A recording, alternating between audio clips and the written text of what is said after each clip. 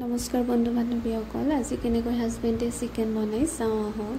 এয়া চিকেন বনাবৰ বাবে প্ৰয়োজনীয় সামগ্ৰীখিনি গোটাই লোৱা হ'ল। চিকেন মছলা, পিঁয়াজ, আলু, নহৰু, আদা পেষ্ট আৰু জলকীয়া আৰু মাংসখিনি ভালকৈ গৰম পানীত ধুই লোৱা হ'ল। ফাৰ্ষ্টতে কেৰাহীখনত তেল দি তেলখিনি গৰম হ'বলৈ দিয়া হ'ল।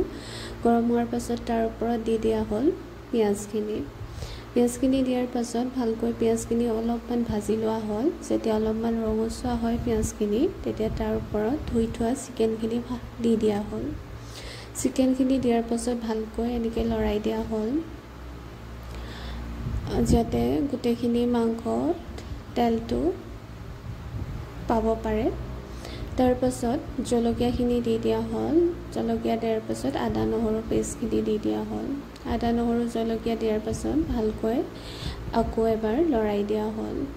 এতিয়া অলপ লৰাই দিব অলপমান, যাতে নহৰু আদা পেষ্টখিনিও মাংসৰ লগত সংমিশ্ৰণ হৈ যায়।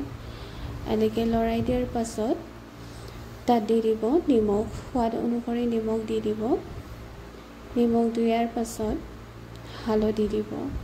হালধিখিনি আমাৰ ঘৰৰে হালধি, সেইবাবে বেছি দিব লগা হোৱা। হালধি নিমখ দিয়াৰ পাছত ভালকৈ আকৌ এবাৰ লৰাই দিব। লৰাই থাকিব অলপমান, যাতে নিমখ হালধিখিনি ভালকৈ মাংসৰ লগত সংমিশ্ৰণ হৈ যায়। অলপমান এনেকৈ লৰাই দিব। লৰাই দিয়াৰ পাছত তাত মছলা দি দিব। আমি ইমান মছলা নাখাওঁ, সেইবাবে আমি ইমান মছলা দিয়া নাই, অলপমান দিছোঁ চিকেন মছলা। তাৰ পৰা অলপ ৰেড চিলি পাউডাৰ দি দিছোঁ। ৰেড চিলি পাউডাৰ দিয়াৰ পাছত আকৌ ভালকৈ এবাৰ লৰাই দিব। এনেকৈ ভালকৈ অলপ সময় এনেকৈ লৰাই দিব, যাতে মছলাখিনিও ভালকৈ সংমিশ্ৰণ হৈ যায় মাংসখিনিৰ লগত। লৰাই দিয়াৰ পাছত তাত কাটি ৰখা আলুখিনি দি দিয়া হ'ল। আলুখিনি দি আকৌ এবাৰ ভালকৈ লৰাই দিব।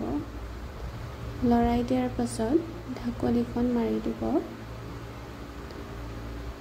তাৰপিছত আকৌ ঢাকনিখন মাৰি এবাৰ খুলি দিব। চাওকচোন কিমান ধুনীয়াকৈ তেলখিনি ওলাইছে। তেলখিনি ওলোৱাৰ পাছত আকৌ এবাৰ পানী দি দিব। পানী দিয়াৰ পাছত ঢাকনিখন মাৰি দিব। মাৰি অলপ সময় সিজিব দিব। সিজিব দিয়াৰ পাছত ঢাকনিখন খুলি চাবচোন কিমান এটা ধুনীয়া কালাৰ আহিছে। চাওকচোন ইমান মছলা নিদিয়াকৈ ইমান ধুনীয়া এটা কালাৰ আহিছে, আৰু মাংসখিনি দেখাটো ইমান ধুনীয়া লাগিছে। খাবলৈ বহুত টেষ্টি হৈছিলে। আপোনালোকেও যদি এনেকৈ বনাই খাব বিচাৰে, চিম্পলকৈ বনাই খাব পাৰে। আমি এই পোলাও লগত বনাই খাইছিলোঁ চিকেন, বহুত ধুনীয়া লাগিলে, বহুত টেষ্টি হয়। আৰু যদি ভিডিঅ'টো ভাল লাগিলে লাইক, কমেণ্ট আৰু ছাবস্ক্ৰাইব কৰি দিব চেনেলটোত, আৰু লগতে শ্বেয়াৰ কৰি দিব। ধন্যবাদ।